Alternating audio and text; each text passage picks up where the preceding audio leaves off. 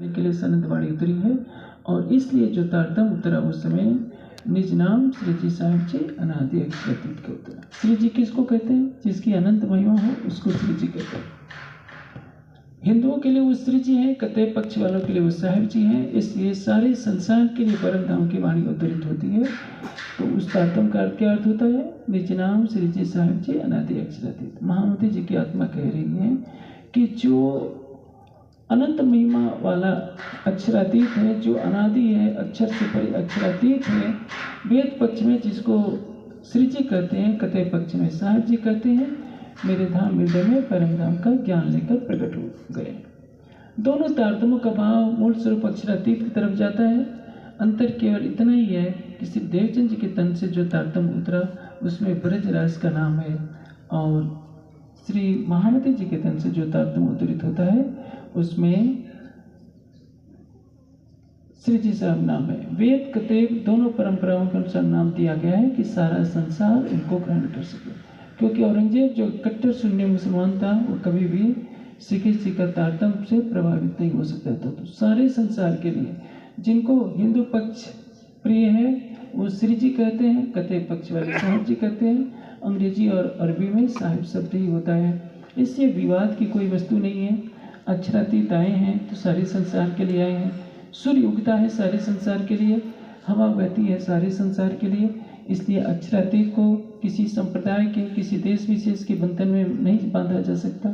परमात्मा सबका है, चाहे उसको सच्चिदानंद कहिए, अक्षरातीत कहिए, अल्लाह ताला कहिए या सुप्रीम लॉर्ड कहिए, कोई अंतर नहीं पड़ता है।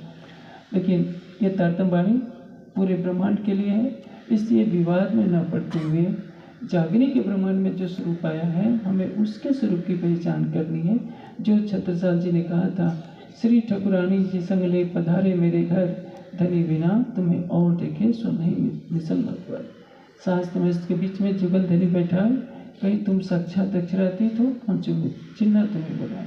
इसलिए सब सुंदर साथ को समझना चाहिए कि प्राणनाथ का अर्थ केवल अक्षरातीत होता है। प्राणनाथ को संत महापुरुष कभी के रूप में नहीं माना जा सकता। तो जो मैंने बातें कही हैं आप उसका पालन करेंगे।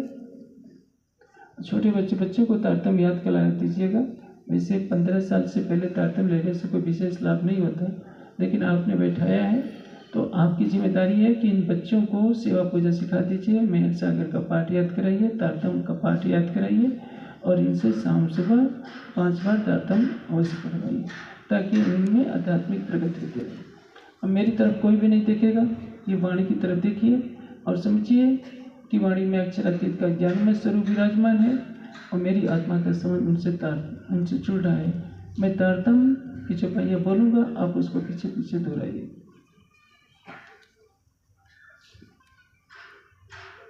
निज नाम श्री जी साहिब जी अनादि अक्षरातीत, सो तो अब जाहिर भये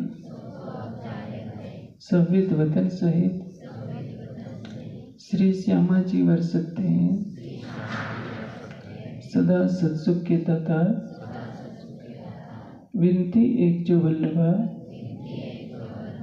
मुँह अंगना की उधार, वाणी मेरे पीर की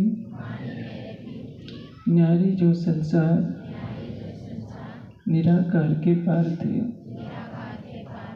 3 पार के भी पार अंग उत्कंठा उपजी, मेरे करना ये विचार ये सतवाणी मत के लो जो इनको सार। इन सार में कई सत्सुख सो में निर्णय करो निर्धार। ये सुखदेव ब्रह्मशिष्ट को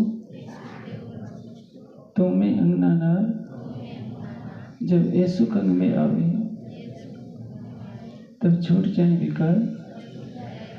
आयो आनंद अखंड घर को श्री अक्षरातीत वर्ता, श्री अक्षरातीत वर्ता। सभी राज्य को प्रणाम कीजिए और इसके पश्चात खड़े होकर पीछे बैठे हुए सभी सुंदर साथ को प्रणाम कीजिए।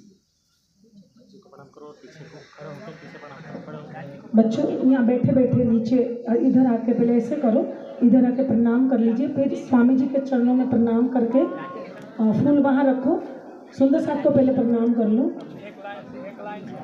हाँ, मैं यही कह रही हूँ, पहले बच्चे आएंगे, नीचे बैठ जाओ, आप सब नीचे बैठ जाओ, पहले बच्चे आएंगे। नहीं, मेरे प्रणाम करने में टाइम, मंच का टाइम है, समय स्वामी जी नहीं है। प्रसाद नहीं देंगे? आप लोग दे दीजिए।